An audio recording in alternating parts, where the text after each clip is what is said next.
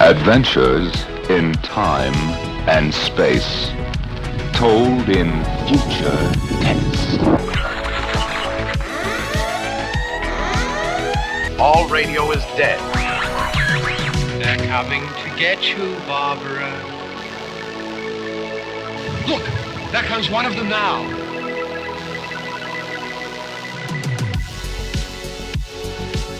Good evening, I'm Kyle. I'm Brad. And risen from the coffin, we are the Nosferadudes. How was that? Better? Brad? Yes. Thrill me. Thrill me. I knew you were going to say it. Because, yep. Brad, what are we watching? Our final entry into our Night of series, Night of the Creeps. Night of series part 2. Careful. The noir trois. That's right. Night of the Creeps. Night of the Creeps.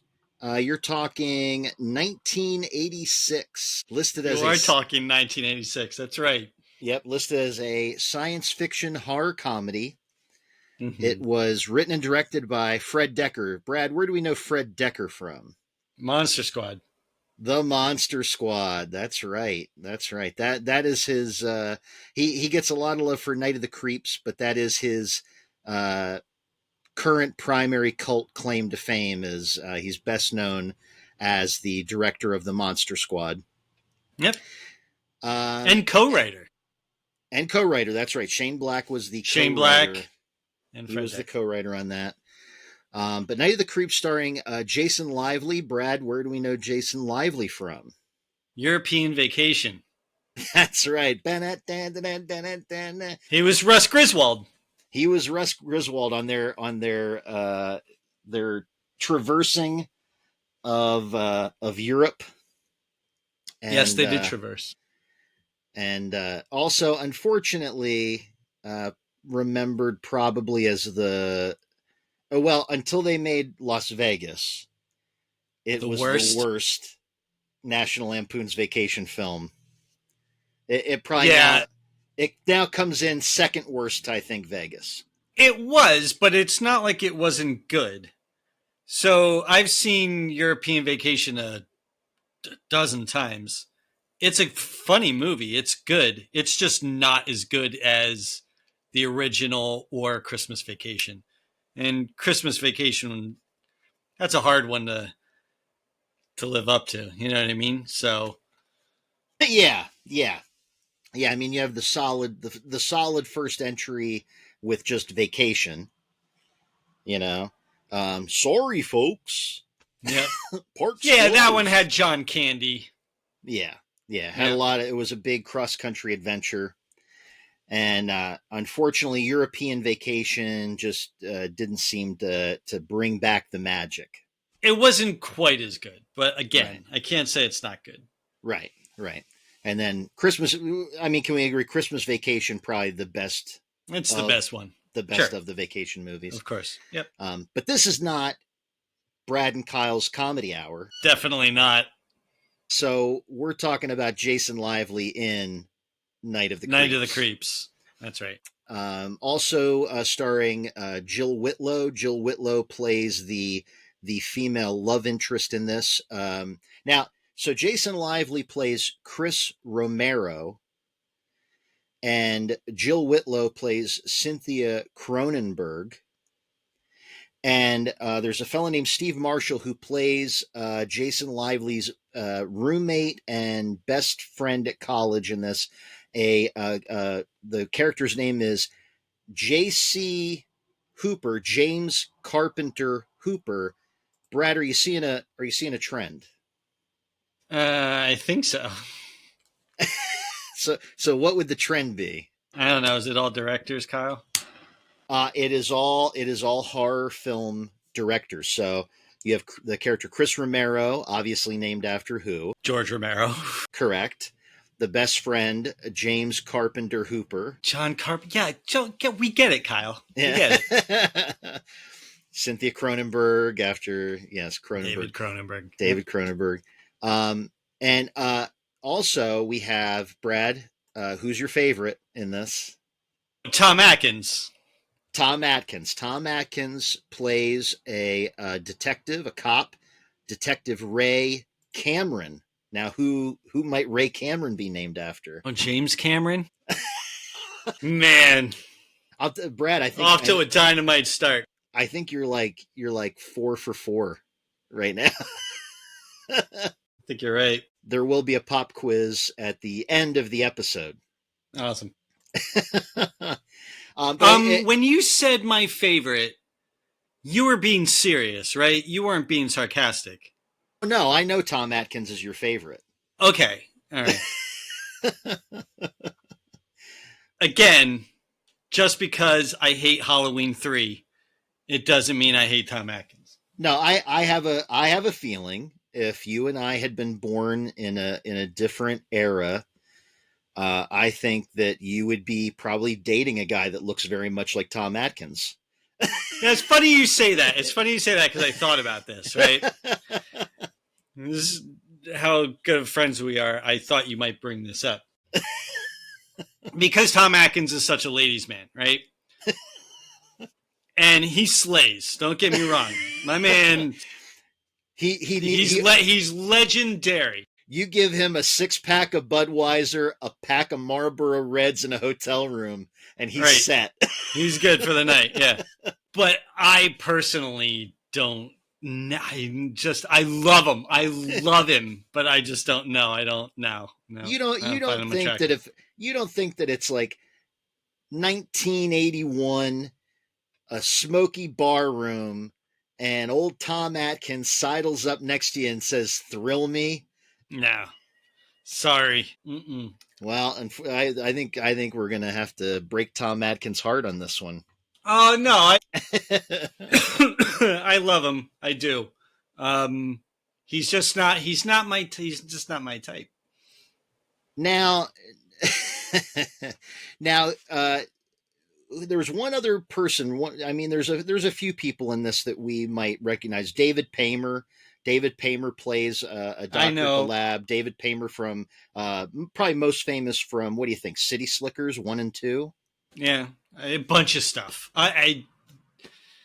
God, he's got a long resume. Yeah, like high quality character actor from the 80s and 90s especially. But there's one guy we have to mention, and that's who? Dick Miller. That's right, Dick Miller playing Walter Paisley. Well, is he credited as Walter Paisley, or is it just Walt? It's just Walt, as far as what I saw in the credits. But his name tag does say, if you look really close, it says W. Paisley. Because Fred Decker, just like Joe Dante, director of Gremlins, Fred Decker, huge fan of Dick Miller from back when he was in Bucket of Blood. You know, the Roger Corman film Bucket of Blood, where he first played Walter Paisley. And so a lot of the directors that oh yeah, right there. A lot is hitting good. A lot of the directors that love him from, that generation of horror films cast him a lot as the same character, Walter Paisley. That's right. I'm sure there's some fan fiction, some weird some strange niche horror fan fiction somewhere that talks about how Walter Paisley somehow is a time traveler and keeps showing up. I'm sure there is. He's like Stan Lee, Stan Lee in Marvel, when eventually they made him like one of the honorary watchers. Yeah. That's why he's showing up through all time and space. But yeah, so Night of the Creeps, 1986, kind of put forward as it's a zombie flick, but a zombie flick with a twist. What's the twist? That it's really aliens? It's really aliens. It's really a sci-fi alien takeover movie. But it sort of actually, it's kind of funny. And I just realized this because there's a lot of movies that kind of have the same premise. I mean, James Gunn's Slither is almost that has a little more body horror in it, but it's almost a takeoff of Night of the Creeps. But you know what? This is actually now, given this is aliens, this is definitely an alien slug species Yep. come to Earth, and they're taking over. They get in your mouth, they get in your brain, and then they propagate. Has a big feeling of Last of Us, because basically, okay, Brad's never watched one episode. No. No interest in the video game, nothing. So, No, so it's funny. I thought The Last of Us was that show with Mandy Moore that was on TV and like everybody fell in love with. And people are like, have you seen The Last of Us? And I'm like, that Mandy Moore show? well, yeah, why is Mandy Moore what? on HBO? Yeah, I don't. Yeah. Now, the Last of Us, Yeah. yeah, for anybody that has no clue, so The Last of Us is it's an alternate semi-future, like mid-future reality where environment has changed enough on our planet that the cordyceps fungus has been able, that's the zombie fungus, that's the one that gets in the bugs and takes over the bugs, and even though the bug's body is dying, it's keeping its like nervous system going, so it's like walking back to the hive to try and infect all the others. Mm-hmm. So the cordyceps virus conditions get in our bodies, like you can eat cordyceps, like in our bodies it dies. It, like, you know, we can just burn it up for food and it doesn't take us over. But Last of Us, it things have changed. Now all of a sudden the cordyceps has the altered environment. It now is able to propagate in humans, turns humans into cordyceps fungus zombies. Which is like, out of all of these zombie scenarios, The most feasible? the most actually feasible, which is why it scares the shit out of people. Yeah, probably not that far off. Although I've heard some fungal experts say, like, yeah, we're like, it would have to like so drastically change to be able to do that. But sure. Yep. So in this, like this, it's actually a little bit of a kind of a parallel where these slugs are getting into the people's heads and taking their bodies over and making them, I mean, it's kind of Last of Us, but with slugs. And, so now, Brad, I wanted to ask you, do you have anything for Nosferadudes? Because I'm not sure that I do. I had one thing. Okay, so then it's time for Nosferadudes. Wicked, evil, twisted. I got news for you, pal. So, Brad, what do you have for Nosferadudes? So the only thing that I just wanted to mention was that the new Final Destination movie is tops at the box office. Final Destination Bloodlines, which was Tony Todd's last movie. That's right. That's right. Tony Todd. And I mean, and from the production stills that I've seen, you know, you can tell he was sick. He was, you know, it definitely was the last thing. But I mean, you know, respect to Tony Todd that, you know, he's one of those guys that he consistently stood by like all of his projects. Like he never shied away from the fact that he really did become famous because of horror films. Mm. You know, he was one of those guys that, you know, I mean, an amazingly well-trained actor who could do high drama just as much as he could do like a campy horror scene. But he leaned into the fact that he was most popular with horror movie fans that saw him in Candyman and Final Destination. A lot of horror. He did like all the Final Destinations. He did, but he did the Hatchets. Right. You know, including Victor Crowley, who's in that one too. Yeah. He did not shy away from that. I mean, in one sense, if you're a working character actor, you know, Horror movies can be the way to go because they make a lot of them, and They you make a get lot of sequels, so your character continues to come back because no one really dies in a horror movie. right. And then not only that, but the convention circuit for horror movies is a lot bigger than some other some other genres. The only thing that would like tower over and above horror film convention, would be like your Comic Cons, Your things like that. Star Wars and Star Trek and Yeah, that's those sort of things. But horror movie conventions are still just as huge, and you can make a lot of extra dough, going to those and signing autographs and doing all that. right. But yeah, it's actually been that's one thing we can chat just briefly about. It's been a big, big, big, Huge. huge month for horror films. Oh yeah. Yeah. Because Between Sinners and Final Destination, right? and Clown in a Cornfield. Clown in a Cornfield's been doing Oh yes. Your precious Clown in a Cornfield has been released. That's right. I forgot to wear my shirt. I actually have a shirt. Uh-huh. Yeah. Instead, I wore The Night the Reindeer Died. I gotta be honest with you, Kyle. That's right. You've been reading. I the got first like book. halfway through the book, and I'm just like, it's tough. I'm still halfway through the book. Well, So, I'll try to finish it before I watch the movie. Yeah. So. For the listeners out there, we've established Brad's not a reader. You gotta stop with that. You know it pisses me off when you say shit like that. And I read a lot of like nonfiction, but I told you I read like more classic stuff. Yeah. I don't read a lot. I admit I don't read a lot of new fiction, including new horror. I just don't read a lot of it. Even when it came to Stephen King, I read a lot of Stephen King. I was half and half. Like, well, yeah, I mean, I could take him as much as I could leave him. So Stephen King is he's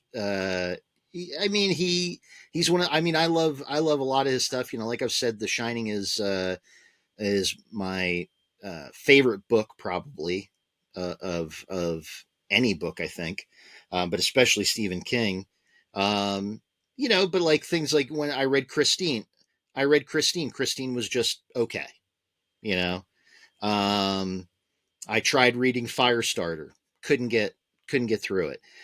When you're that prolific, sometimes it becomes a little hit or miss. I really tend to like his short story collections, Night Shift, things like that. I like those a lot better than some of the novels. But like I'm big on Grady Hendrix. I love Grady Hendrix. My Best Friend's Exorcism. We Sold Our Souls. Horror Store. I think they were supposed to be still in development on that. That's where it's like a haunted knockoff IKEA store was the story in the book. And I thought they were working on a film for that, but I haven't seen it materialize. But Adam Cesare with Clown in a Cornfield, when I read that first one, I picked it up simply because it looked like fun. I saw the cover, I'm like Clown in a Cornfield. Who just names a book Clown in a Cornfield? It basically tells you everything you need to know. But so I read it, and his descriptions, because it's a slasher, and his descriptions of the kills I thought were so good. I think it's really rare for a writer. Number one, you don't actually see a lot of written slashers, right? Slashers tend to be almost purely a visual medium. right. And to see the way he described, like you could literally visualize the actual murders. He kind of almost lays out a death scene a little bit like the panels of a comic book almost. I see him that way in my head as I'm reading it. So for me, that's what I responded to, because I think originally he wrote it kind of for like younger, like the young adult readers. Yeah. And it felt that way. Yeah. But I think I'm halfway through the second book. There's a third book yet. I'm running behind because I've been reading other stuff. So So yeah, but Sinners, Clown in a Cornfield, and now Final Destination, Bloodlines. Horror's huge right now. Horror Yeah, is, it's and I think, exciting. and we got to give credit where credit is due, because who set this up? Who set up the comeback of horror in the theater? Right? Art the Clown? Art the Clown, Terrifier. When he put Terrifier Yeah, I knew 3 you were going out, to say that.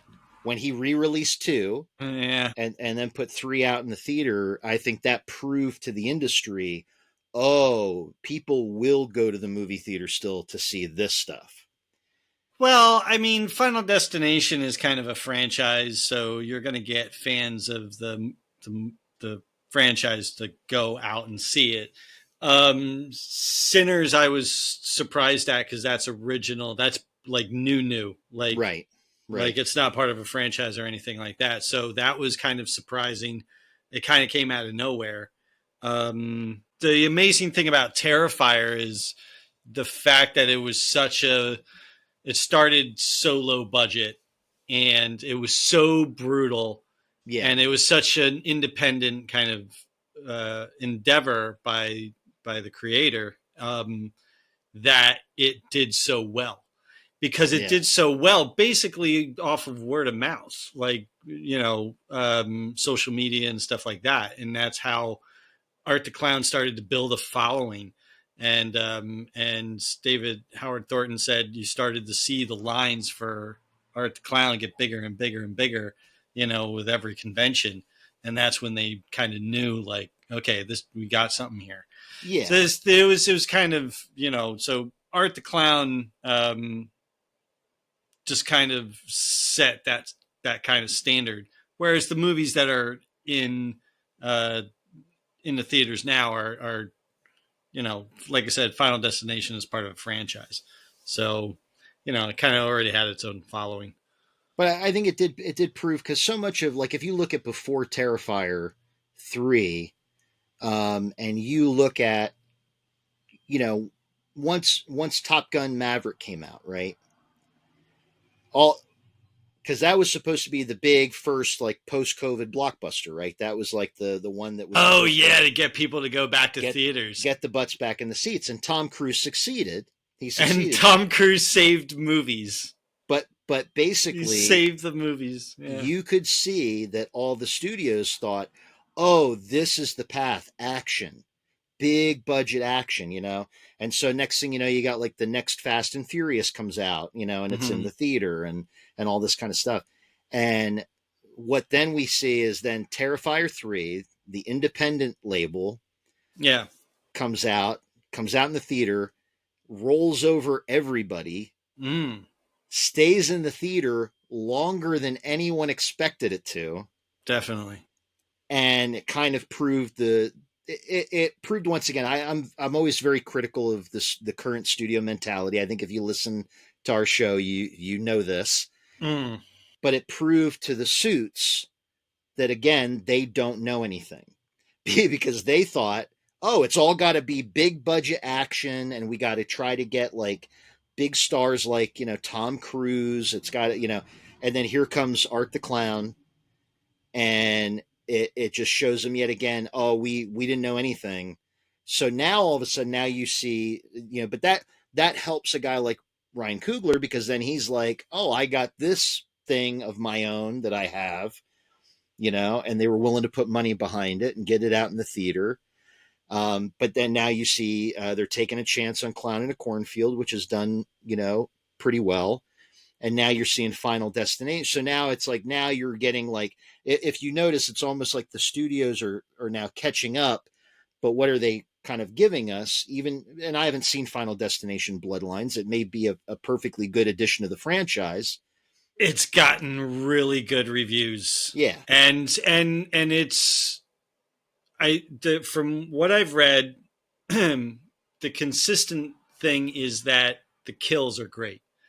So, and that's the one thing that's what Final Destination's kind of known for, is the creativity behind the kills. Yeah, Final Destination was never big on things like writing or characterization. No, it's how cool is this kill going to be? And it's when the log comes through the car and takes the guy's head out the back. Right, exactly. And those are the money shots, and it's great. I'm a big fan of the franchise. So yeah. So now, like I was kind of leading up to, now you're seeing you have studios that are going, well, what do we have? what else we got? What do we got? What can we put out? And so now, of course, we get the franchise films coming out. We're about to get I Know What You Did Last, the summer before last. So we're gonna. It follows suit by just naming the sequel, the legacy sequel, the same name as the original. Yeah. So, but it's a great time right now for horror. I'm excited for what we might. It's just going to greenlight so much more. Yeah. So, and that's what it does. Like, especially stuff like Sinners, which is why that success is so great, and why Art the Clown's success is so great, because you are going to get that original horror in the theaters more. Yeah, you're going to see studios now with the success of especially those two.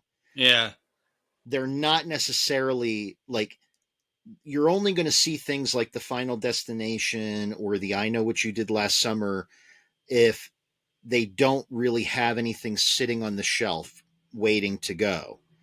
But I think with the success of Terrifier 3 and Sinners, it shows the studios, the audience is hungry for new stuff, new stories. Right. Yep. And I think they're going to be less likely then. Like I said, I think it'll end up being probably about half and half. You're going to get some legacy stuff, but you're probably going to start to see a lot more good independent horror get greenlit and hopefully end up in theaters. When are we going to get the Universal monster stuff? When is that coming?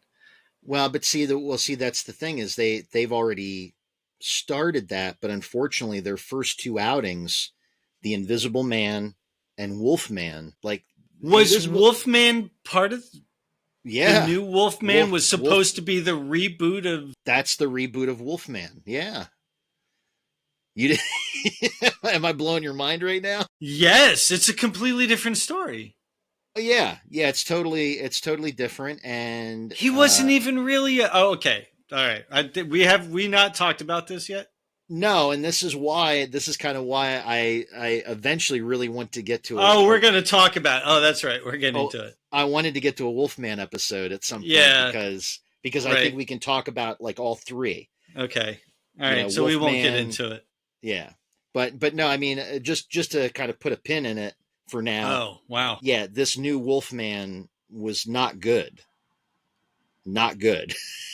And the audience reaction to it, proves it, and it's really important. And that was one that was only, they thought that was going to be their big thing. They had a moderate reaction to Invisible Man. It wasn't terrible.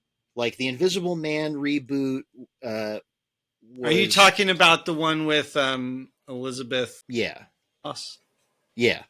Right. That one was received critically well. The one with the abusive boyfriend. Right, it was the suit. He had the light. He had the suit. And he had the suit. He had a predator suit. You didn't like the suit. He literally had a predator suit because he's a predator. But that's right. So that was one movie that was supposed to go along with the Tom Cruise Mummy movie.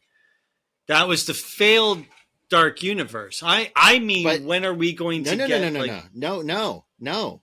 Because in that Dark Universe, see, all right, now we gotta talk okay. All right, in that Dark Universe, we gotta get to Night of the Creeps at some. Johnny Depp was supposed to be the Invisible Man. Right. But when the Dark Universe fell apart, when the Mummy failed, when Tom Cruise's Mummy movie failed, they scrapped all of that. So then here comes Lee Winnell with an idea for the Invisible Man. So now then the Dark Universe kind of idea was gone. but they thought we're just going to slow roll new modern reboots of these films. And the Elizabeth Moss Invisible Man movie was supposed to be the first of those new Universal monster movies. And because also you're talking about they're capitalizing on the fact that we were in the very midst of Me Too at the time. So they thought that was going to be the best one to roll out first in that environment to capitalize on that, because it's about an abusive relationship. And it got critical notice, but the audiences didn't react to it as well. Like it didn't perform financially as well as they thought it should, given the good critical response they got. But the good critical response was in part carried on the content of the story. The fact that it was about this abusive relationship and a woman, basically, they made it where the Invisible Man was the king of the gaslighters and making everyone think she was hysterical and crazy. And here he really was walking around in an invisible suit. So then they take that kind of what is really comparatively a moderate success, and they thought, okay, that's our jumping off point. Now the Wolfman thing got kind of put into a little bit of a development hell loop. And so then basically they couldn't figure out what to do. So they went back to the well. They went back to Lee Winnell and they said, Lee, Wolfman's dying on the vine. Do you have something? His concept was some kind of metaphor about toxic family mental illness or abuse dynamics or something. And so it becomes about generational curses and things like this. But then the idea came in to make it, well, they're like, well, what is Wolfman at the core? It's body horror. So then they kind of focused more on the body horror element instead of it being necessarily like just a supernatural transformation. Yeah. And the whole thing just really spun, at least for me. There might be people out there in Horrorland that are like, oh my God, I love this. This is like the best. The Invisible Man, Wolfman, I love the way they're going with this.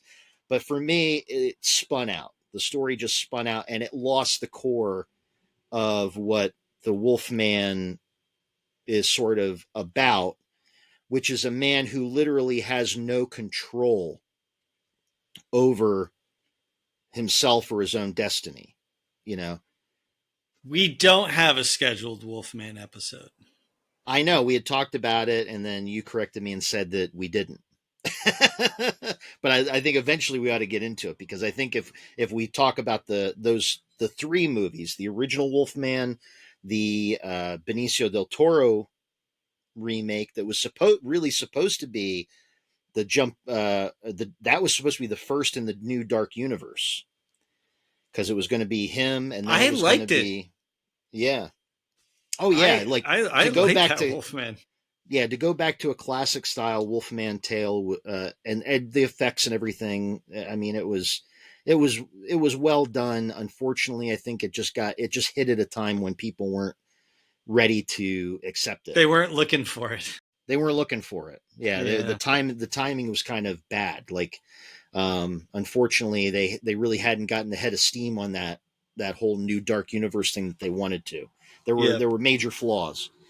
But yeah, I'd like to talk about all three of them eventually, comparatively, because, it's sort of one of those things where I feel like Hollywood is in some kind of weird headspace where they can't seem to get werewolves right. And I think it's because most of the writers don't really understand what werewolves are about, like what the kind of actual deep symbolism and stuff is, that's, that's my very humble opinion. I got you. Okay. All right, let's get this movie going, right? Oh yeah, definitely. Let's play on this. Night of the Creeps. Can I tell you how satisfying? Because I don't have my notes. I left my notes. My dog ate my notes. You had plenty of time to walk down your stairs with your lazy ass to go get the fucking notes, and you didn't do it. But can I tell you how satisfying it is when you cue this movie up to see the TriStar Pegasus come galloping out of the screen. I miss the TriStar logo openings. Do you?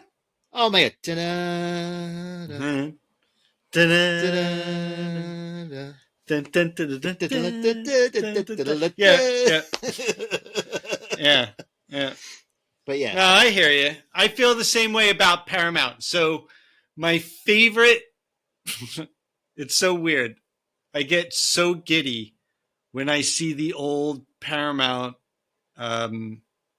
mountain. Just the blue. Just the like the blue old one right before Friday the 13th. Because every time I see that logo, that, screen, I'm like, ooh, Friday the 13th. Yeah. Yeah. I mean, it does. Like, I will say the one that they have, the current one where it's like the stars like skimming on the lake and stuff before they go up above the mountain is satisfying. But some of those old logos, like the old Universal, not like the old one. I'm talking about the one where it's kind of like, it's a little bit faded and a little bit grainy, and it just has the earth, and there's like the kind of haze around the earth. Yeah, and Universal is just like, appearing in front of it. There's something about seeing those old logos. Orion, when you see an Orion Pictures, yeah. You know that Dimension Films. Yeah. Yeah. I'll tell you something. I love seeing that. I love seeing that fucking logo. There's something about old logos. A lot of the logos they have now, they try to be I think a little too flashy, and instead of just being like iconic. Right. And the worst is when you get like, I mean, hey, all props to independent films, but when you get independent films and there's 20 fucking placards that show up before you get to the movie. Yeah, right. It's just like, who are all these people? I'm not going to remember any one of these. Right. Usually it's an A24 movie. They show the A24 first, and then it's like 20 placards of different studios. Yep. Now, can we talk about the bare-assed, like garbage pail kid aliens that they have? What? Thinking garbage pail kids, they do kind of look like garbage pail kids. They never explain who these assholes are. What is like? They don't explain what's going on. Why do they look like that? Why do they have no clothes? Well, one of the little dudes is escaping with something, right? Right, and you again, you don't even know like why. Like you never get an explanation as to why he does this. Right, but he releases it out into space. Yeah, they're trying to kill him. Like the other two, they're trying to kill him. They're trying to catch him. So he took something that he shouldn't have taken, and he released it into space, and then it falls to Earth, and here we go. So, which the opening scene of this movie is cool because they do it in black and white. So that was like the first big note, right? It's this whole early scene because it takes place in the past. So it's 1959 or 1959, right? And 1959. So Fred Decker made this decision. Now, he wanted to do the whole movie in black and white. He had this ambitious idea that he was going to pitch to TriStar that like, I'm going to do the whole thing in black and white. And because he wanted it to have that feeling of the old drive-in sci-fi film. You go see the sci-fi monster flick at the drive-in. And he's like, and it even starts in the 50s. So it's like perfect. It's like the Chevys, they're going to, park at Lover's Lane at the Lookout, all that kind of stuff. So it has that drive-in vibe.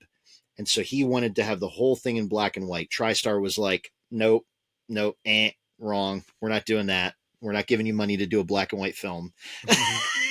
Oh. So they met halfway. He said, can I do the flashback sequence in the beginning where it's set in the 50s? Can I do that so that it has that drive-in monster movie feel? And they were What do you think? I think it's perfect. You think it's perfect the way it is. So just have the 50s, represented by the black and white. Well, yeah, because it I think it accidentally almost gives you a similar, like, I'm not sure even if there's a name for the feeling or what that is, but like it always makes me It's when the Donna Reed feeling, like you're watching the Donna Reed show or something. well, I was going to say Wizard of Oz. There's like a Wizard of Oz feeling that you get Oh. when movies do that, where they do the black and white, and then steps into color, and then it steps into color, and Yeah. it immediately gives you, for whatever reason, I don't know what I'm sure I could fucking find an article on it, but it gives you like a psychological excitement because you're like, and not only that, but even to see it initially in the black and white, it makes you pay attention to what this is, like what's going on, who are these people, what is about to happen. It's a little weird that the bare-ass garbage pail kid aliens in the beginning are in color and it's very modern and all this stuff. And there's like a weird dichotomy that is kind of like, you're seeing this thing happening in the very, very technologically advanced science fiction-y space, and it's all in color with laser beams and all that. And then it cuts to black and white 1950s America. Did we need that? So did we need that whole scene in the beginning? Or could it have just been a meteor falls to Earth and releases these aliens, and you never really know why or where they came from or whatever? They just came from outer space. I will say, I think Fred Decker kind of fucked up a little bit. Because similar to my feeling about Predator, you remember during the Predator situation, we talked about how I thought they shouldn't have shown the spacecraft in the beginning. Let the audience figure it out that it's an alien as we go. I think he fucked up a little bit. I think it should have been not this big advanced ship. I think it should have been a classic saucer, black and white. Sure. Black, with even with the theremin music, the wee, Mars Attacks, have a classic saucer and just have this capsule come like farted out the bottom of it. And you could even just have like you hear like a little alien squeaky voice just go like, oh shit. And it falls to Earth and it keeps the same feeling. So there's an alien thing. There's some alien thing going on. You have no idea what it's about. It's probably not a good thing. But yet you don't get the kind of that going from that colorized, super sci-fi looking thing with bodysuits and the faces and everything, the alien faces, to go from that to the black and white is a little jarring. I think it would be cooler if they did the whole thing in the beginning in black and white with a super 50s sci-fi feel, and then only when it goes to the 80s, then switch just to color, right? And then you can finish the whole movie that way. I think it was a little bit of a mistake. Still works though. It still works. The opening is great. Oh, the first big joke of the movie. So Route 66 and Corman University area. So the news report, right there, she's in the car, and the news report comes out that there's a maniac on the loose with an axe, and he's in the Route 66 in Corman University area. And she turns the headlights on, and she looks up, and it says Corman University area, Route 66. She's like, oh shit. It might as well be straight out of a Zucker Brothers movie. Oh my god! That was so Naked Gun. Yeah, right. That was such a it was such a Zucker Brothers thing. Yeah, and I actually think like he does work a lot of humor into the film. But it's a horror comedy. Yeah, and I think he could have even leaned a little harder into a little bit more of the goofy things like that. Like, I mean, there's there are great jokes that happen all throughout the film. Tom Atkins has the line of the movie where he says, I got, hey, good news, ladies, your dates are here. Bad news is they're dead. They're dead. But they're dead. But yeah, I think it's just kind of, super funny that she's just sitting there out on this lonely road, and the axe murderer has more than enough time to walk up to her. Meanwhile, her and they even set up they you don't really understand it at first, but they set up this little love triangle. Like apparently she had been dating a cop, but now she's supposed to be dating, now that she's in college, she's in a sorority and she's dating a frat guy. She's dating a man about campus, and there's an And who is that cop? Well, we find out that young cop that kind of found them on Lover's Lane and then, got embarrassed and walked away, that is supposed to be a young Tom Atkins, a young Detective Cameron character. But and I'm not sure what the decision was to. So we flash to 1986, right? Pledge Week on this campus, and they're on Greek Row. A lot of colleges. Did we say that the maniac killed her? And oh yeah. So the axe maniac kills the girl in the very beginning in this black and white opening, and her date for the night gets a slug to the mouth, a literal slug, not like a shotgun round, like a literal space slug jumps into his mouth, and you don't know what happens to him. Right. Yep. And then cue to 1986. Cue to 1986, big party pledge week on Greek Row here at this college, on this college campus. Corman University. And it's never quite like, this is one of those kind of, they have a decision here. His best friend, JC, has crutches. We don't know why. That actor didn't need crutches, but for some reason they have his character on crutches. Yeah, they didn't talk about it. So yeah, I'm not real positive about it. Yep. But Jason Lively, he's doing his best, college dweeb performance. He's got on his Huxtable, his Huxtable sweater. Yeah. Yeah.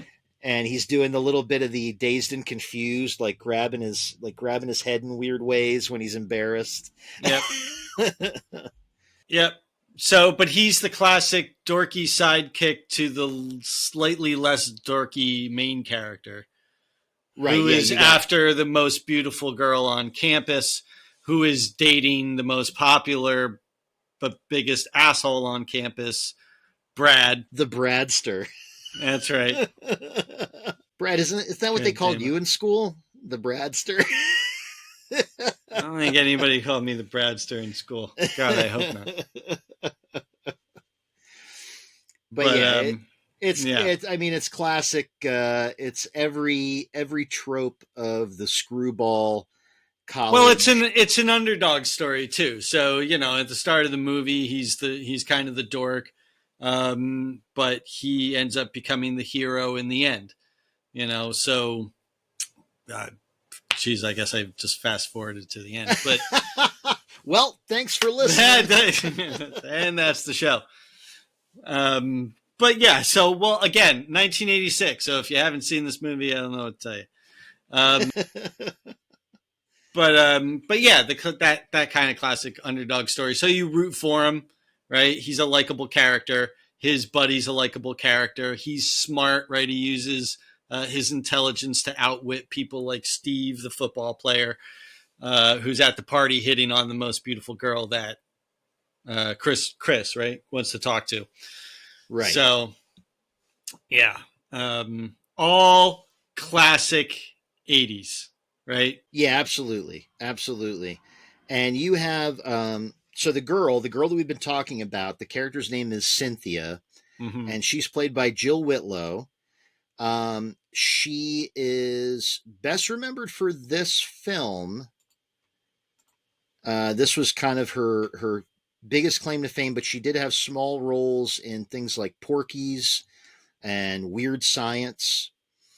And also her probably for maybe for some people, bigger claim to fame was she was the sort of the it girl in the music video for Hungry in 1988 by the band Winger. Jill Whitlow was in a Winger rock video. Winger. Oh God.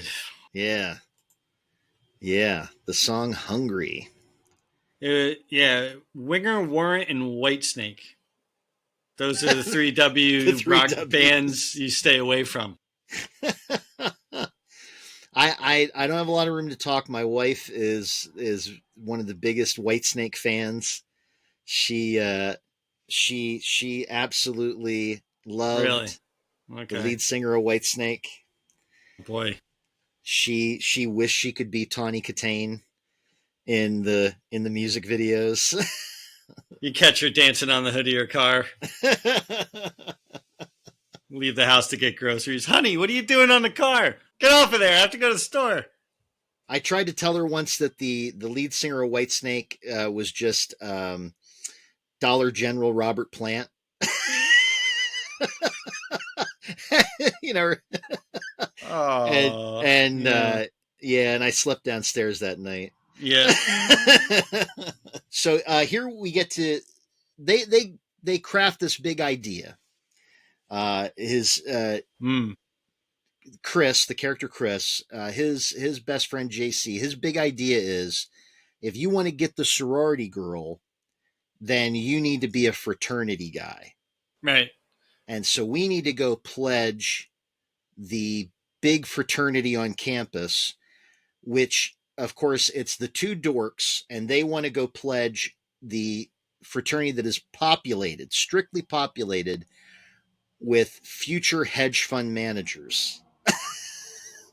These all look like your classic 80s.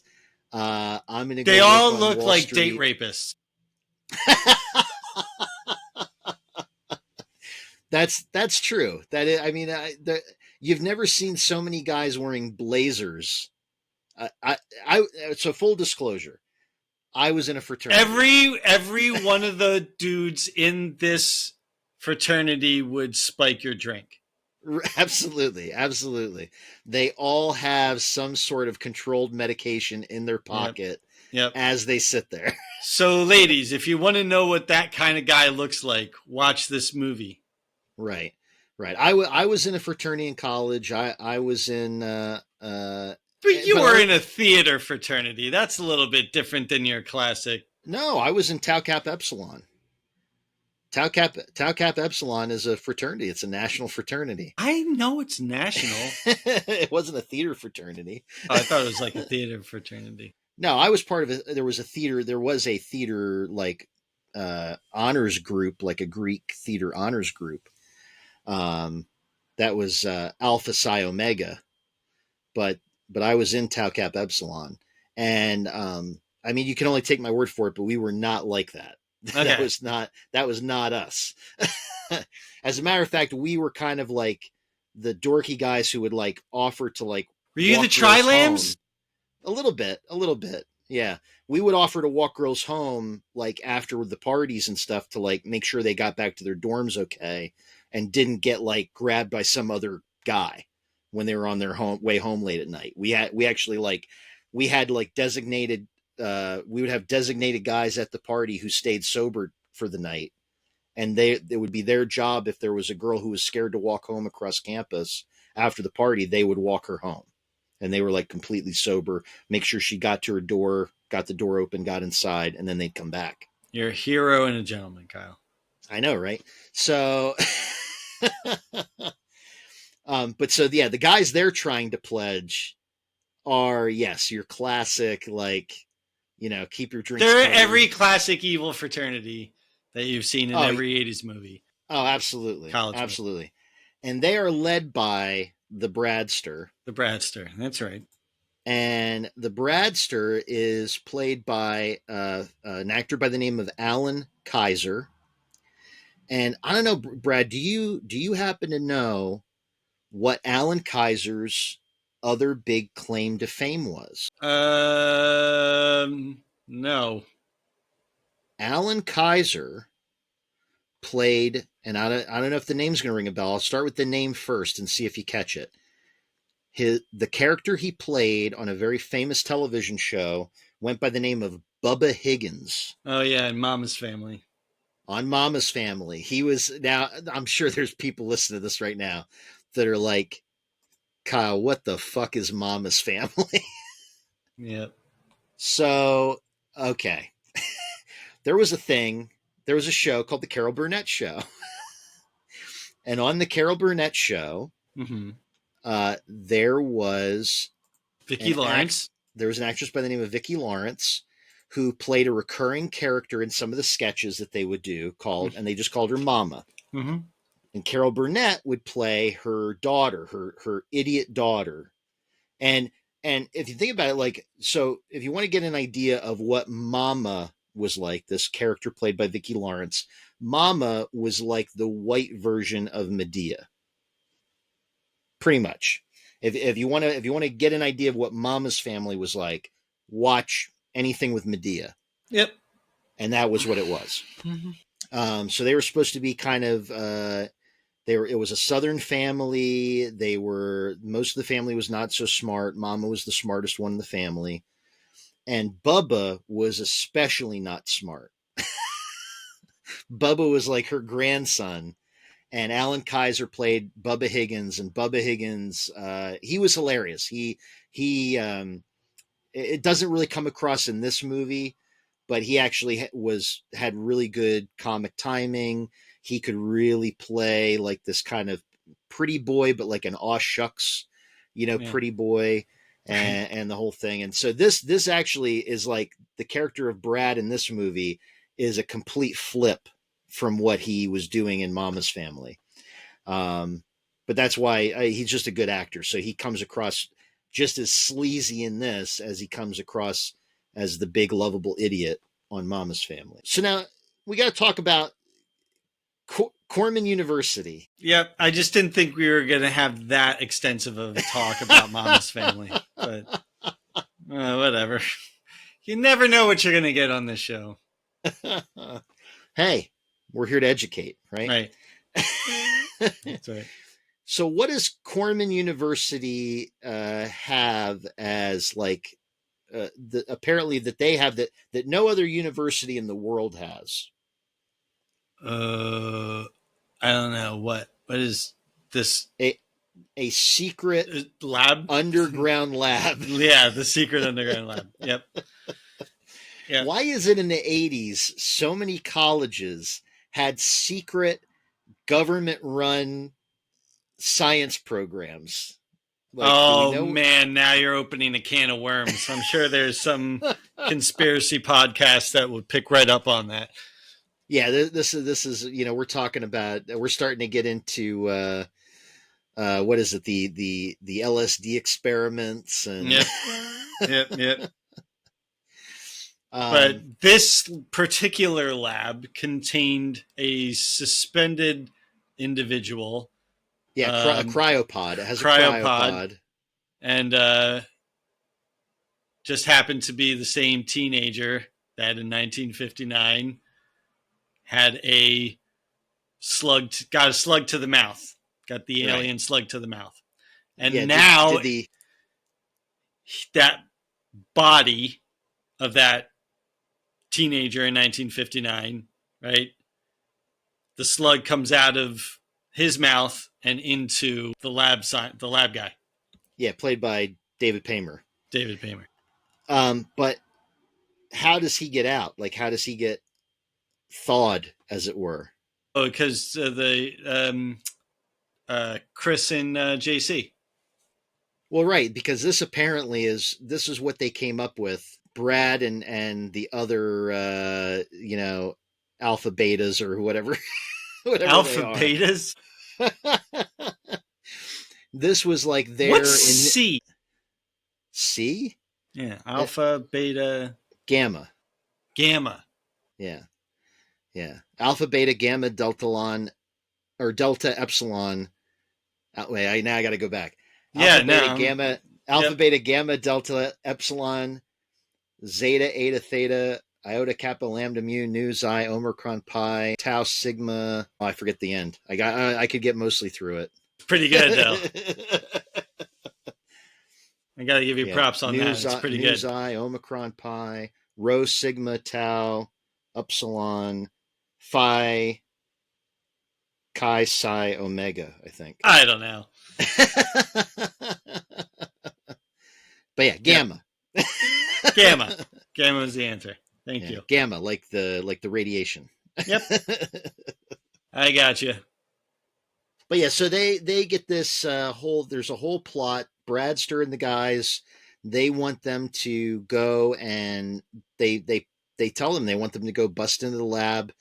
And you find out later they had a whole plan, because apparently, like, it was like a rumor, like a known rumor, that there was some like body down there. And so the plan was that they were going to go, like, they were supposed to steal the body. And again, it's one of these ones where they give you the task thinking you're never going to do it, Mm-hmm.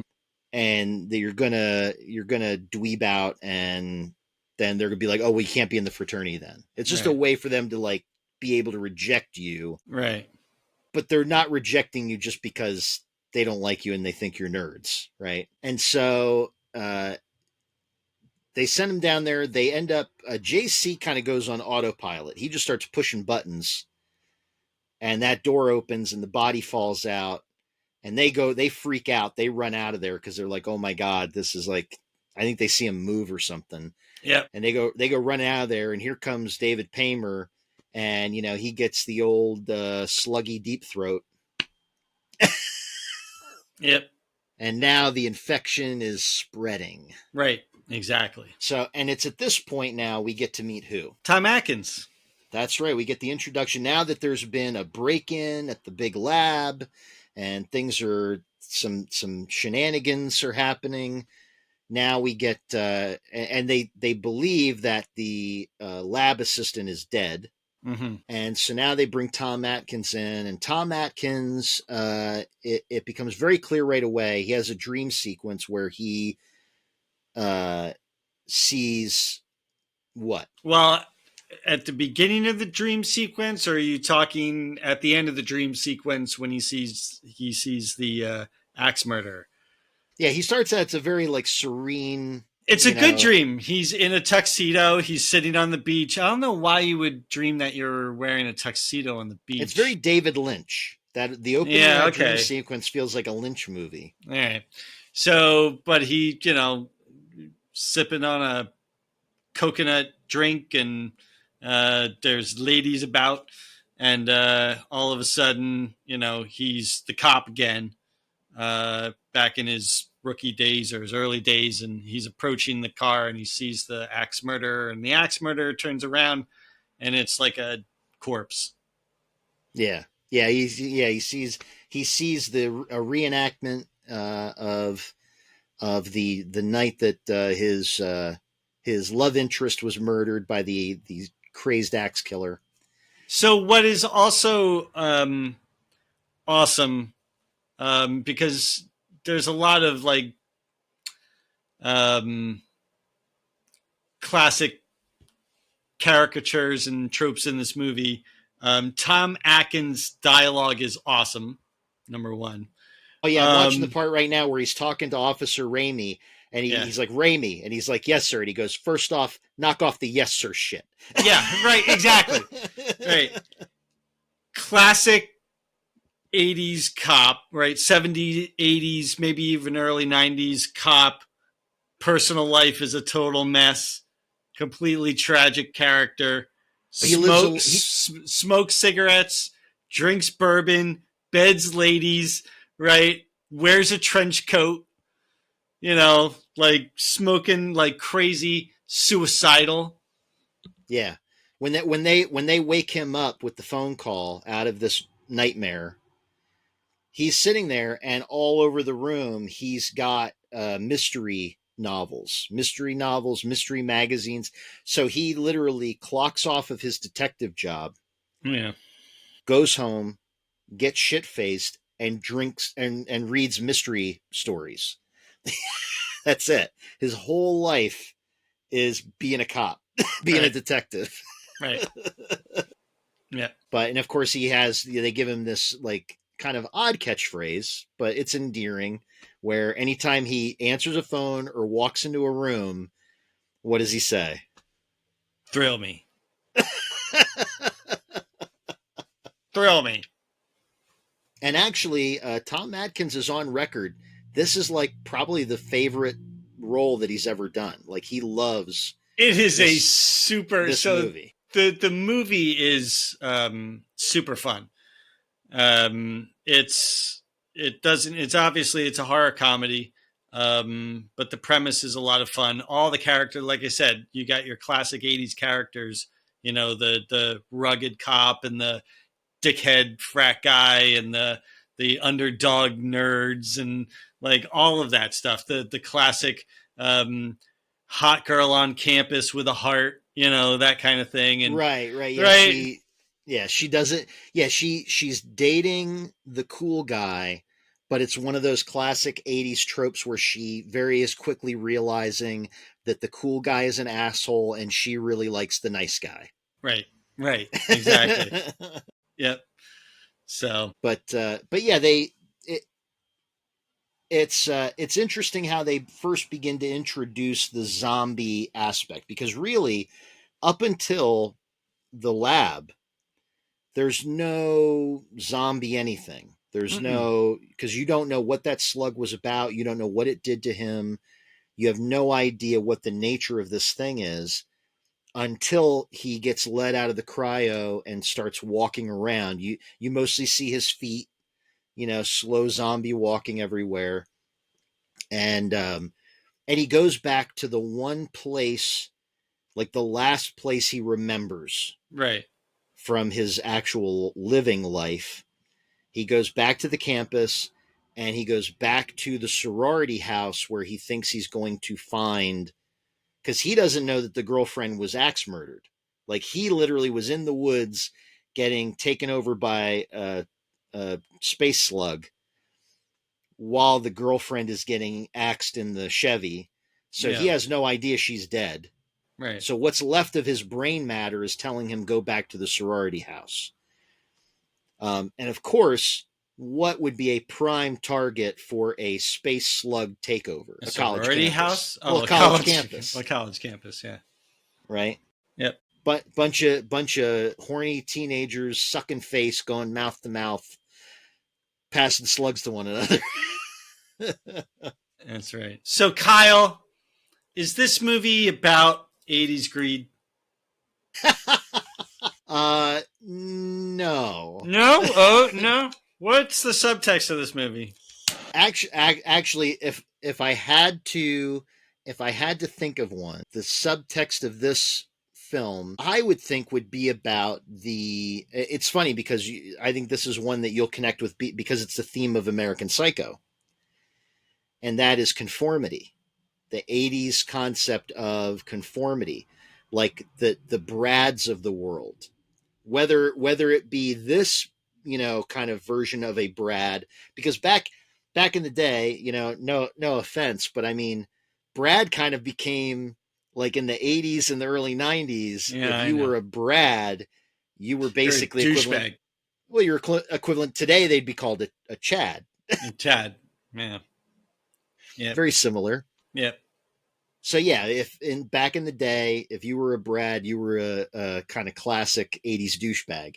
And so you got the guy from 59 who is very much a Brad, who steals the girl from the guy who's working as the cop. He's like a working man, you know, not, this was before like every cop had to go get their criminal justice degree. You know, you could literally just sign up, you know, to be a cop, and you got basically like on the job training back in the day. Well, I think you still went to the academy, right? I'm not sure. I'm actually not sure if in like 59 they had things like academies yet. I don't know. But yeah, you know, it was a way to get a good kind of paying government type job, you know, and if you didn't really have other prospects, not to knock cops, but back in the 50s, that was like, it wasn't like becoming a cop was like a calling. It was akin to almost a trade. You know, it was like there was whole families where that's what, just like coal miners. I'm in police work. Yeah, my grandfather was a cop, my dad was a cop, my cousin Eddie's a cop, my uncle Frank's a cop, and I'm a cop. You know, it was like whole families of cops, you know. and it was considered like family trade. And you learned a lot just by the doing of it, you know? And, but so he kind of represents that working blue collar type guy in the old black and white, you know, flashback opening.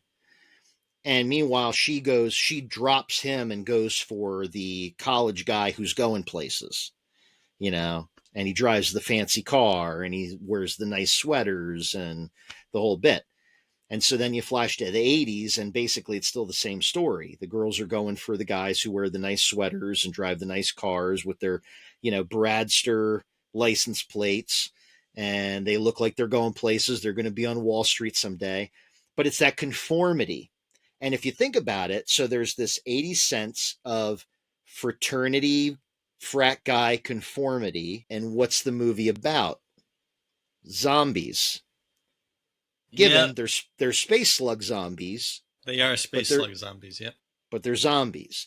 And we've seen, and I mean, there's a reason the main character's name is Chris Romero. I mean, not only, I mean, it's a sci-fi zombie movie, but Fred Dekker is, I think, trying to tap into some of that whole message about conformity, conforming to the status quo of the day, conforming to this is how you're supposed to dress. This is the kind of car you're supposed to drive. This is how you're supposed to wear your hair. This is the job you're supposed to get when you get, you know, this is the degree you're supposed to get. This is the best degree. And then you're going to go get this kind of job and you're going to be set up for the rest of your life. Other movies had a lot of subtext. Like Ferris Bueller has some subtext about that, about kind of this whole kind of channeled pathway of this is how my life is supposed to go in this particular time period. And there was a lot of cultural pressure in the 80s to do that was like what you were supposed to do. You were supposed to go to college. You were supposed to study something that was going to get you a job when you got out that paid really well.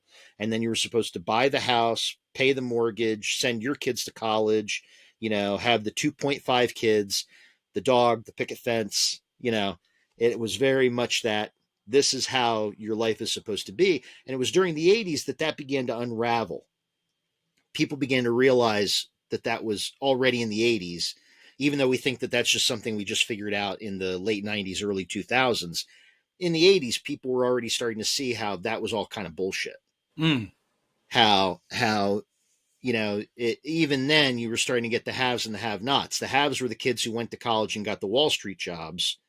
And the have-nots were the guys who graduated high school and went to work at the auto factory and then got effed over by trickle-down economics and inflation. That's a lot. I'm not saying this movie is all about that. Yep.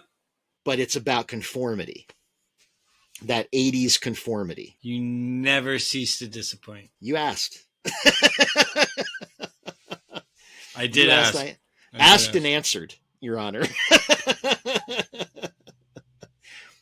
But that's good. That's good. I got you. Well, yeah, and yeah, that's the thing. In the end, it's just a fun sci-fi zombie movie. Mm-hmm. But you know, that's the thing you got to understand is when, and especially when then now you got the interrogation scene, right? Because Tom Atkins' character has figured out that these are the two losers. Chris and JC are the two losers that were in the lab that night fucking around, and he gets them in there and he starts calling Chris Spanky right away. Yeah.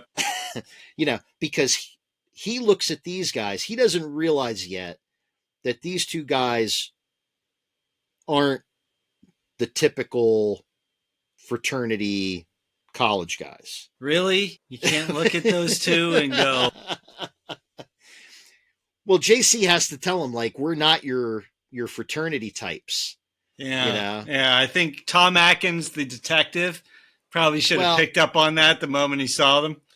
Well, but if you think about it, he's already biased against fraternity college guys, right? From his past experience. Yep. So he gets these two guys in there and he starts trying to crack them like eggs, you know, and he's asking them like, it's justified questions because, you know, these two guys were seen in the building fucking around down by the lab. And then a body goes missing. A guy ends up dead. And then what? and then running away What is he? I forget what the Japanese like banshees. screaming like banshees. Screaming like banshees. Running away, screaming like banshees. Which Mr. Miner, which he is just tickled pink. Mr. Miner, the Japanese janitor, is tickled pink that they were running away screaming like banshees. Yep. Thought it was very funny. But yeah, Tom Atkins, it's one of these, it's another kind of classic thing where it starts out where he's treating Chris Romero like, you're just another one of these shitheel frat guys that I hate. And I'm going to figure out what you were doing and why you were doing it. And I'm going to nail you to the wall. And over the course of the film, it turns into like kind of that 48 hours, buddy cop type, situation where him and Chris eventually band together. Right. To fight the evil alien slug onslaught. Which is fun. Onslaught. Oh, absolutely. Which is fun because they get the flamethrower. And like anytime that you add a flamethrower, did the flamethrower go out with the 80s? I think it did. I think what would we say? Flamethrowers have been At what point by... did Uzis and flamethrowers and grenade launchers go out of style? I don't know. I think that, you know what? I think possibly they went with the popularity of army surplus stores. You don't see a lot of army surplus stores anymore. And so I think that's usually the place where everybody thought you could find your leftover flamethrowers and bazookas. It's harder to get those secondhand these days. It's tough. You can't just go on eBay. And everybody wants to know if you have a license for it. I don't know. You know what? I want to try an experiment. I'm going to type into Amazon. Flamethrower. Well, actually, you can. So the thing about Amazon is, and not a sponsor, but would love for them to be, but they just seem to have you. Sometimes I go, there's no way that this thing exists. And then I type it into Amazon and they got one. Well, you know what? Flamethrower. You can probably find commercial flamethrower gun for clearing ice. Kyle. That's what they would be used for today. Kyle, they have flamethrowers. I guarantee you they list them for ice clearing, right? They're propane torches. Ice shaped like a gun. I knew Amazon would have it. But yeah, you don't see them in a lot of what a world we live anymore. Isn't that crazy? I just looked up flamethrower to order a fucking flamethrower online, and it's like $49.99 on Amazon. But I don't know. Like, what today? Like, if you had to think about today in movies, now there's so many different kinds of movies because you've got science fiction horror, you've got your regular, but a lot of supernatural horror is big now, so that doesn't lend itself to a lot of weaponry. But like, what today in a movie that we could think of would be like akin to the Uzi flamethrower bazooka of today's cinema? No bazookas either. No. There's a dearth. There's a dearth of bazookas. You can get Bazooka Joe bubblegum, but no bazookas. I don't even know why. Kids probably get Bazooka Joe bubblegum and don't even know why the first name is Bazooka. Because they probably don't know what a bazooka even is. Right. Because of the bazooka shortage on the streets of America. We got to get the bazookas back into the hands of the people. You got to get the bazookas back out there. Back on the street. Back in 86, I mean, every kid had a bazooka. No, it is kind of weird that certain items went out of fashion in a lot of these films. It's the same thing with, like, for some reason, It's sort of like, why did shoulder pads go out? Is there a connection? Throwers, shoulder pads, flamethrowers. I don't know. I think that might be Illuminati confirmed. That's a good question. I actually, speaking of shoulder pads, I just watched Split Second again with Rutger Hauer, where he's like fighting some weird monster in like a semi-futuristic flooded London. And man, the shoulder pads Rutger Hauer had on under that shirt were massive. Why did shoulder pads go? Why did turtlenecks go out of style? Why does anything go out of style? I don't know. You remember turtlenecks? You know what happens? At some point, a teenage girl looks at someone wearing a certain item and goes, "You look like shit." And then nobody wears it anymore. Once a random teenage girl look decides, like an uncircumcised penis. You look like a reject from the Green Bay Packers. Take those shoulder pads out, Sharon. Sharon. It's once one teenage girl says something looks stupid, people stop wearing it. Yeah. Yeah. That's why I'm lucky. No teenage girl has ever looked at me and said, cargo shorts and a movie t-shirt. So I still wear them. It's a classic look. Now, what do we think about the way the slugs transmit? Well, I think it's better in the mouth than the other way. Because you got to look, sometimes you got to see things like glass half full. Because like in the end, Tom Atkins didn't have to put the duct tape on his ass. Just put it right on. Well, I think you should be happy for that. I think you might have stumbled onto something there, because I think I did. If you think about it, so Dreamcatcher, right? Based on the Stephen King novel. Uh-huh. Dreamcatcher. And what is the most memorable scene? I mean, Dreamcatcher, not a super memorable movie. Didn't do very well. Yeah. But what's the most memorable scene from the movie? You're going to have to... So I remember Jason Lee. Jason Lee, right? Jason Lee in that? I think so. Okay. And so his character ends up trying to keep one of the slug and or eel-like looking creatures, alien creatures. Again, slug-like, aliens. See, we're making connections. But he's got it trapped in the toilet, and he has to keep it trapped in the toilet till his buddy can come back with a weapon to try to kill it. And he's sitting on the toilet, and it ends up, he doesn't realize his friend in the other room has, been taken out. So he's left just sitting on this toilet trying to keep this thing in there, and it ends up, it busts out of the toilet and starts going up his ass. So you've got Dreamcatcher, kind of a failure over here, slug in the ass.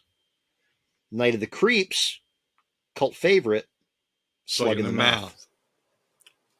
If you want to wreck your movie, put a slug up your ass. That's Kyle's hot take of the day. There you go. If you want to ruin your film, put a slug up the ass. Yeah, sometimes mouth is better. But they also make it so that in this film, there's a bit of an issue, because really the most successful way to kill them is with fire, hence the eventual flamethrower. But what's kind of the classic way to kill a zombie? Like, what's the way in every other zombie film, every other Walking Dead film? What do you have to do? Well, like cut their head off? Like shoot him in the head. Or shoot him in the head. Yeah, that's right. Yeah. But in this movie, Fred Decker found a way around that, because what happens when you shoot these zombies in the head? Oh, all the little slugs come out. Yeah, all the baby slugs. Yeah. That and they've been hatching. Looking for new hosts. Right? They all come pouring out. So you can't just shoot them in the head. But they come up with a good system. Shoot, split it open, and then shoot the flamethrower and burn them all. Yep. Yep. Bullet. That's right. Bullet. Yep. Fire. That's right. Bullet, That's right, fire. Brad. That's right, Brad. Bullet fire. That's You correct. got it. You're got it very there. correct. You're very correct. I'm being pestered by a little beetle. Just a little beetle.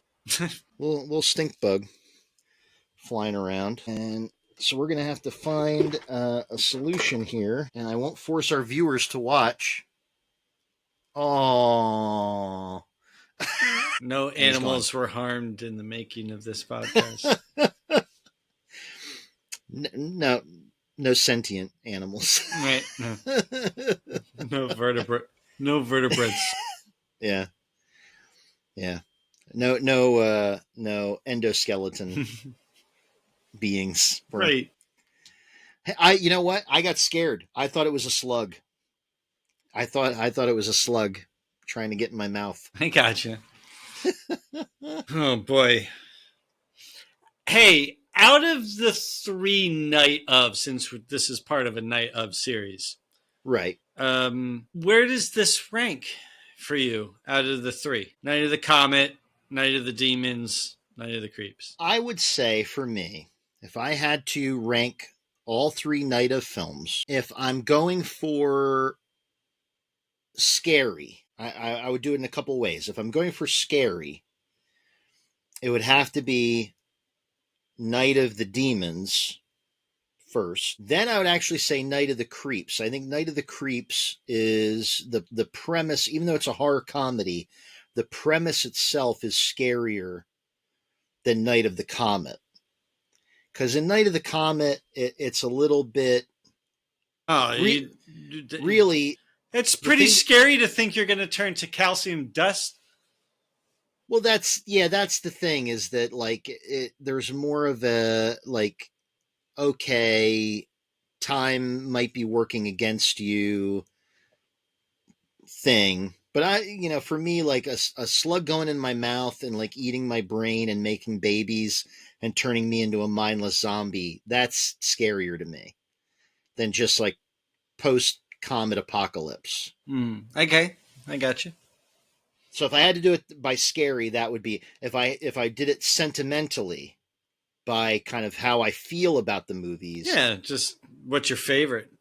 Then I would say I have to go really, as much as I absolutely adore Night of the Demons, Night of the Comet sentimentally for me is my favorite. Mm-hmm. That's one of those, if Night of the Comet comes on the television, I'll watch it all the way to the end. Night of the Demons, I kind of have to be in a mood. Like I have to be I want to get like spooked out. Like I want to turn the lights out at night and get, kind of spooked out. So that would be my number 2. And then Night of the Creeps would be my number 3 because it being that it's a horror comedy, it's a little more tongue in cheek. It's not quite as, it's the one I've watched the least.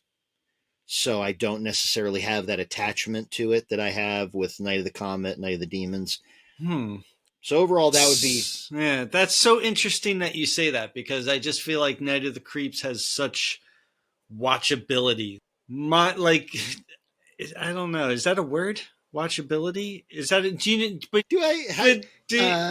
you know it? But you know what I mean. So like, ¿Cómo se habla? ¿Cómo se habla watchability? Don't. Shit. Ugh. Okay. Yeah, watchability.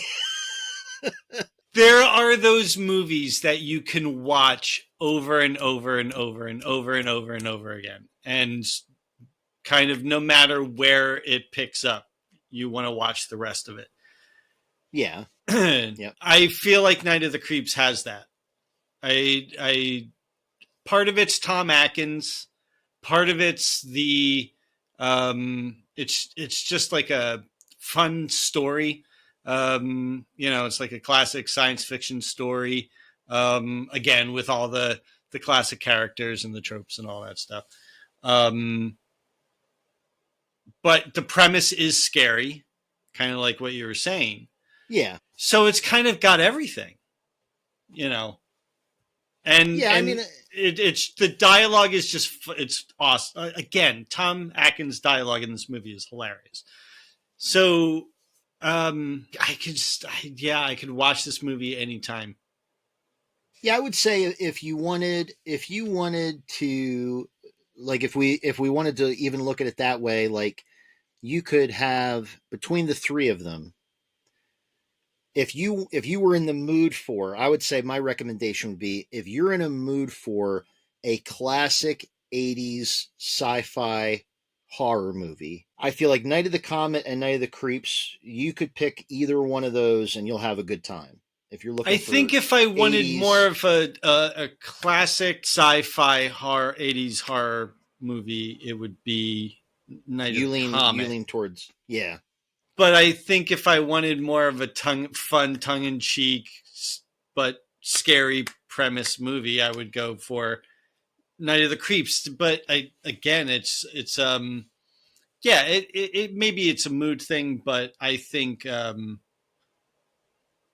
of the Creeps is my favorite out of the three. I can really do. See it. And I dig Tom Atkins, man. He's just he's so cool.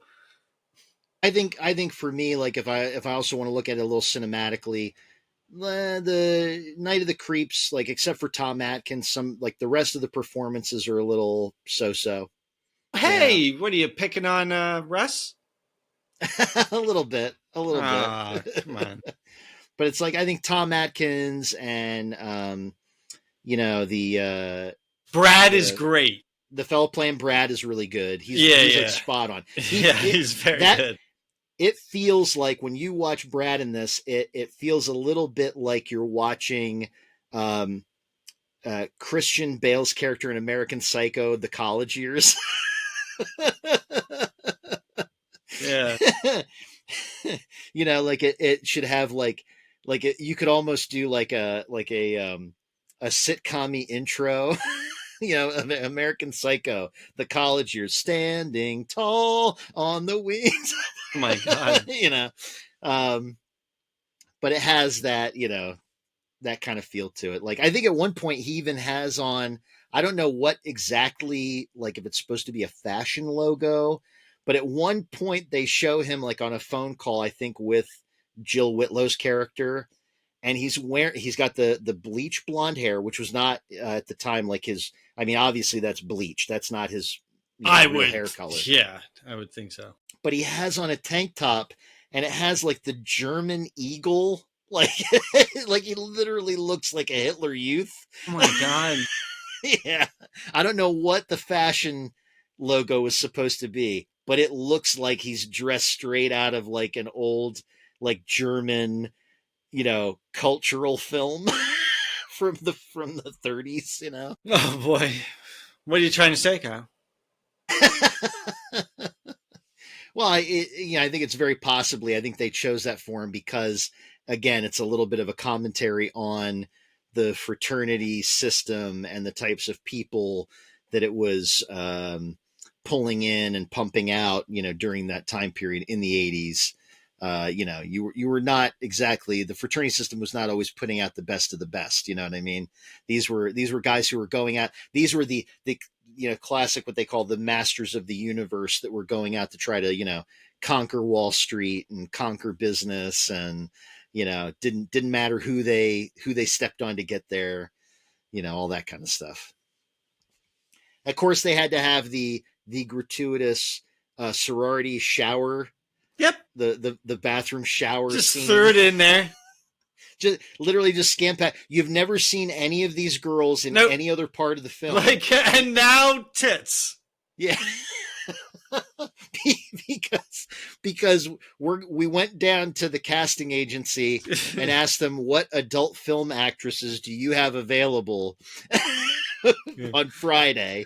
We're going to shoot a scene. Yeah. And none of the girls that play the regular sorority girls are willing to do it. So we need to get a few girls in here that'll get topless for the shower scene. And they do work in some drama here. I found the one part that I found really interesting is for a short time you don't know what exactly has happened to his best friend, his roommate, to JC, and they have this moment where he finds a tape recording and it's from JC and his voice doesn't sound normal and he's literally it's before the slug has completely taken him over and he's telling him one got in through my mouth, I don't have a pulse, it's in my brain, and he then gives him the key because JC before he gets infected realizes that the fire kills them.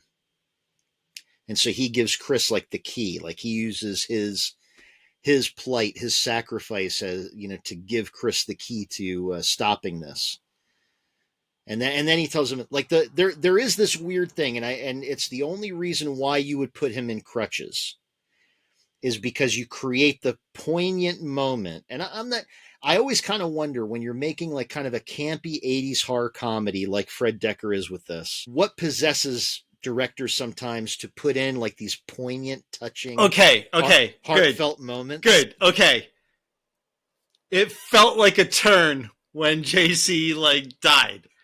And right. I'm like, yeah, that's not how I saw this going, right? Right. And especially because during the tape, he's telling him about what happened. He's telling him about how he thinks fire kills them. He's giving him a lot of just important info. Like, I'm dead. Don't come looking for me. Here's how I think you can stop them. I'm trying to pass on this information before I die.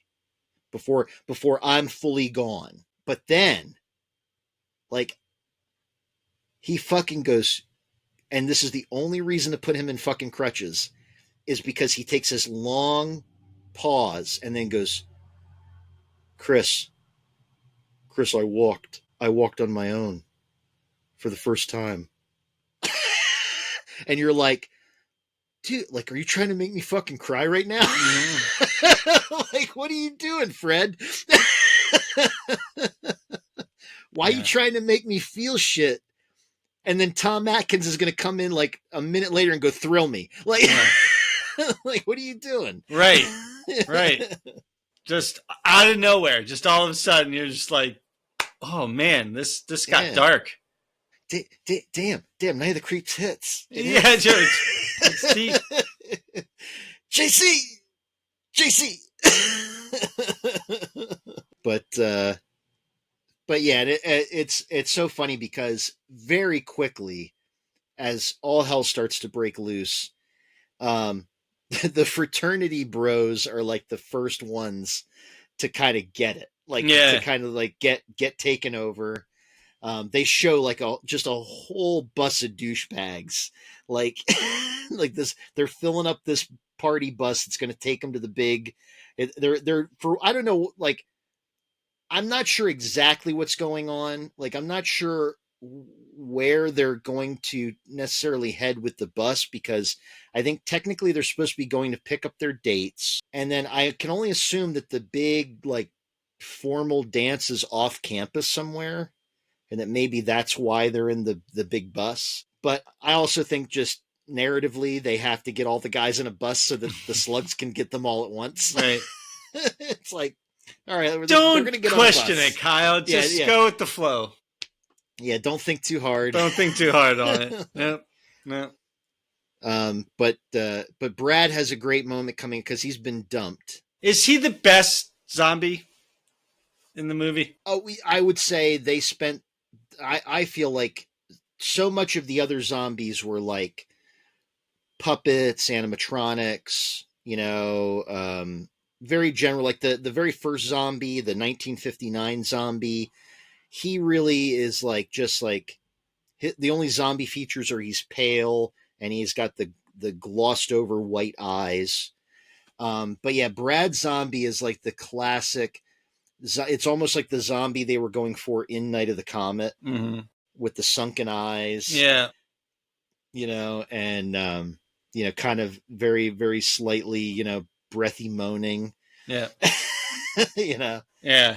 There's a funny scene in the movie where, he goes to Cynthia's door, and she comes. Yeah, she walks she has out. No idea. She's so into her talking that she doesn't even notice that he's like a zombie now, and she's like taking him by the hand and everything and leading him away. And, oh, Brad, we need to talk. And she's just into what she's saying, that she has no idea that he's a zombie. Yeah, it's a great little play on a kind of a classic scene, the classic we're breaking up scene, and it's sort of like that idea, I can't even look him in the eye, I just feel bad about this whole thing, right? And of course she realizes almost too late that he's zombified. I feel bad for there's a dog and a cat in this movie that get taken over. Yeah, the cat gets taken over. The cat zombie was fun. That was a fun little effect. Yeah, and then there's a dog. That's how the bus gets infected, because the bus runs over the dog. Yeah. So what do you think about all the makeup and the effects in the movie and stuff? I would say that overall, I mean, a lot of it is kind of your standard, replacement head stuff. The heads burst open. And I will say, even though it's very simple how they achieve a lot of the slug stuff. Yeah. Because a lot of it is like your classic, you made kind of a rubber slug, and you're just very quickly dragging it along the ground with like some kind of fishing line or something that we can't see. But I will say that I like the slug effects, especially because of how fast they move and wiggle across the ground and everything. Like, it's sort of like, if you ask me fast zombies or slow zombies, I say slow zombies. Fast slugs or slow slugs, I say fast slugs. Okay. Fast slugs are much scarier than slow slugs. Agreed. Yes. Oh, the dog puppet. The dog puppet is just a little bit terrible. It's like, but it's going to go in, and one of the kind of fucked up things about the premise is that the slugs can infect you whether you're alive or dead. Also, we have an appearance by the one character, the blonde character that opens the door here to Zombie Brad. Mm-hmm. I forget her name, but that is the girl that is in what is it? Slumber Party Massacre Part 2. And she was also in Weird Science, right? Yes, she was. We got to find out her name. I wish I could. I don't know if she had. I believe it is Suzanne Snyder. Suzanne Snyder. Let's see. Deb in Weird Science. Yeah. Oh, and she was also a cheerleader in The Last Starfighter. I didn't know that. So there you go. Return Thank to Living you, Dead IMDb. Part 2. She was in Killer Clowns from Outer Space. So yeah, Suzanne Snyder. She's got a long history of doing fun sci-fi and sci-fi horror type films. But she makes a brief appearance as the girl who opens the door to Brad. For sure. Yeah, she's like, oh, hey, Brad. And it's like the classic, like, she's a blonde. Yeah. She's a sorority girl. And so they have it like, oh, hey, Brad, are you here to speak to Cynthia? Yeah. Let me get her. Hang on. Yeah. No idea. Completely clueless. Yeah. That, like, looks straight at him. Like, she still hasn't looked him in the eye. Like, she walks out the door. She grabs him by the hand, Cynthia. She walks him down the stairs. She sits down. He sits down. Still hasn't looked at him at all, and she just starts talking. But yeah, but it's so funny. Like Cynthia doesn't notice that he's a zombie because she doesn't look at him.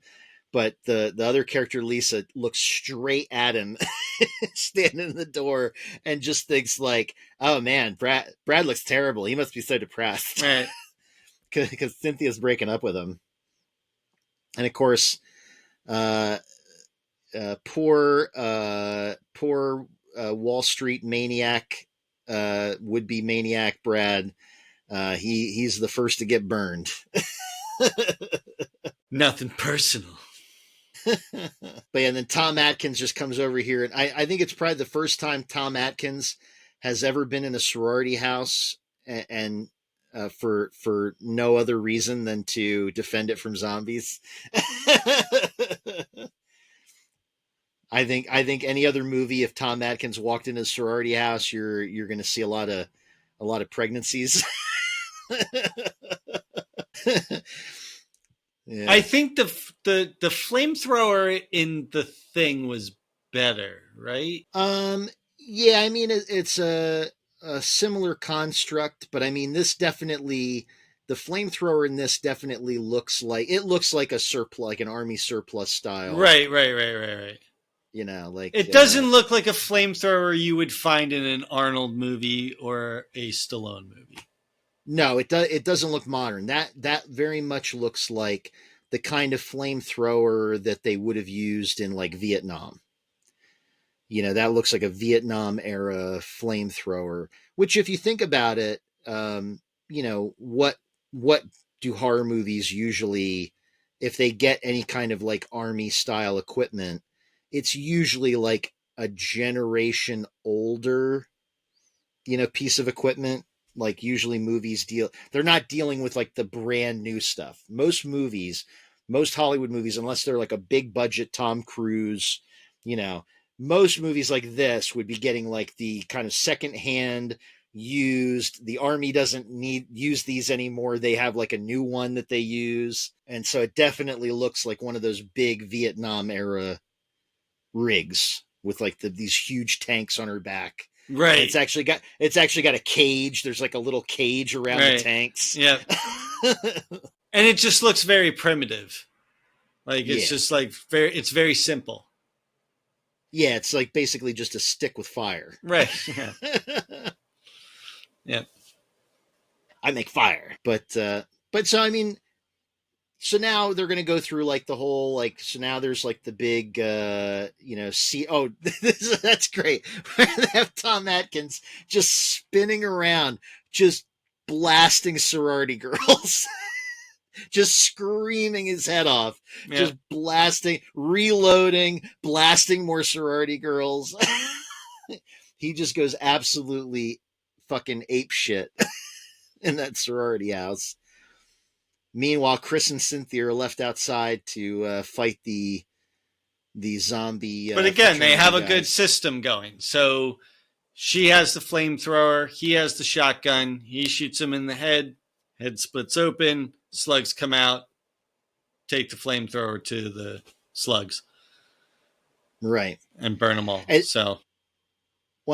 it's also, I like the fact, I think that there's something about this premise of the slugs, that these are like space slug infected bodies, right? That I think it's almost like, except for now, of course, like I said in the beginning, The Last of Us with the you know, the fungus and things. It's a premise that actually I think could be used more, of like the zombie infection being spread by something smaller and harder to kill. Because if you think about it, like they're trying to defend themselves from these zombies, right? But at some point in the life cycle of these slugs, the heads will just burst open. Eventually, like it can't hold any more slugs. So eventually the heads just burst open and the slugs pour out. So they're like trying to like hide in like a gardener's shed. And if one of those zombies outside the shed, if the head bursts open and the slugs get under the doors and stuff, you're still fucked. Yeah, right. Well, keep your mouth closed. Nighty night, keep your butthole tight. Well, that's kind of it. It's kind of it. But like we said, sometimes the mouth is better than the butt. So, but in the end, Tom Atkins has to put he puts the duct tape over his mouth. Well, right, because they end up the one of the coolest shots, and I have to assume it's stop motion, right? You have to assume That's what it looks like. Yeah, it's got to be, but they had to have taken that stop motion and sped that up to some crazy ass speed, because when they end up they rescue all the sorority girls who are left alive, who Tom Atkins has not blasted with his Saturday night special. The sorority girls who are still alive, they come pouring out of the sorority house. Yeah. Chris and Cynthia are like, get the fuck out of here. And so they're going to go. They saw a couple of slugs go into the basement, and they're going to go down there, and they find Tom Atkins down there with the duct tape over his mouth. And he has discovered that and this is brand new slug behavior. You might as well have, the British voiceover of the space slug, realizing its imminent demise, nests together in a quiet, wet, cold, dark place, hoping to elude other predators. But there is just a quivering, squirming mass of these slugs in the sorority house basement. And it is just that one part, I would say, of the rest of it, like, that does kind of creep me out. I don't get creeped out by the slimy stuff necessarily, but a mass of slugs in the corner of a room just quivering and slithering all over each other. And at any second, one of them can come flying off of there trying to get in your mouth. Like, that's pretty creepy. Yep. Oh, totally. Yeah. And even though it probably is just a basic stop motion effect, it is super effective. Like, that's probably, I think, the best effect of the movie, really. Because the head splitting open, a lot of the head splitting open stuff, you can kind of, it's 80s like special effects. You can kind of, but it's so much fun. Dummies. Oh yeah, I love it. I love all the head splitting open with the slugs pouring out. But that stop motion pile of slugs is probably the most effective moment effect of the movie. And Tom Atkins, his character, makes the brave sacrifice. Yep. He's suicidal anyway. So, yeah, he's kind of been looking for a way to kind of off himself. So, kind of works out. Yeah. I hate to sound cold about it, but it just kind of worked out that way. Well, he creates a gas leak, and kind of bides his time, waits till he's got all the slugs' attention. Mm-hmm. And then he lights his lighter, and kablooey, up goes the sorority house. And there's actually two endings to this movie. Now, the one I'm watching on rental has what is the Fred Decker's preferred ending, which is where at the end you think it's all over. But then the next morning, the sun's begun to come up, and you see Tom Atkins' charred zombie body walking down the street. Yes. And then he collapses, and his head bursts open, and slugs come out. Right. There was an original ending that was released, I think, theatrically, which I believe was you see the dog. The dog gets away, and you assume that you see the dog running down the street, so you assume that the dog spread, the slugs. Yeah. Or I guess it's not morning; it's still that night. It's just nobody sees him walk off, right? And then the slugs come out. But yeah, I guess that's I think also Tom Atkins' preferred ending as well. Tom and Fred they prefer the zombie Detective Cameron allowing new and they get released into the cemetery. Right. So, yeah. And then the last shot is you see the spaceship flying overhead with a searchlight. But no Night of the Creeps 2. No. It was a one-off, and you're just kind of left with it, which is kind of nice because it really that's strikes true. that chord. Like when you see like the opening credits, and then like at the very end, and they show the logo, and the Creeps has like kind of the blood or ooze dripping, kind of font. Mm-hmm. It really makes the movie overall feel like you've just read a great Tales from the Crypt comic. It has that whole feeling. Yep, absolutely. And that was definitely, again, because Fred Decker peppers through the entire movie. Like when you see Detective Cameron's house, it's all the pulp magazines, it's all that. So between pulp magazines, classic drive-in science fiction, Fred Decker's going for that entire feel of that genre.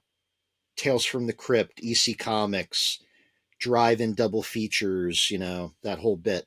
And that does definitely come across. Like, even though I have not seen the movie a lot, I totally appreciate the aesthetic that Fred Decker was going for. I think he completely pulls it off. I think if you want that kind of feeling, like we actually had a listener reach out recently, and they'd like us at some point to do Creepshow, and which eventually we definitely will get to. But if you like that feeling of Creepshow, if you like that kind of genre of horror storytelling, check out Night of the Creeps, because you are going to get the same vibe from Night of the Creeps as you would from Creepshow, Tales from the Crypt, any of that style of horror storytelling. Yep. Oh, brilliant movie, Kyle. It is a brilliant movie. And it brings to a close our Night of series. It was a fun series. This was Brad's baby. He thought this one up. Yep. And definitely an awesome series of episodes, a great set of movies. And we're going to be back soon with another film for you. We'll announce it on our Facebook page, and we also now have an Instagram. So if you don't follow us on the Facebook page, catch us on Instagram. If you don't follow us on Instagram, catch us on the Facebook page. And that way you'll be up to date on whatever the next thing we're going to do is, because we always announce it there. And if you'd like to write to us, if you'd like to drop a line, request something, tell us what your favorite movie is, make a comment. Remember, you can always reach us at nosferadudes@gmail.com. It's very simple, very easy. Nosferadudes, it's the name of the show. Everything we do, Facebook, Instagram, Gmail, just Nosferadudes. So on that note from me. And me. Thanks for listening, and remember, the broadcast is coming from inside the house. Brad? Thrill me. What do you want?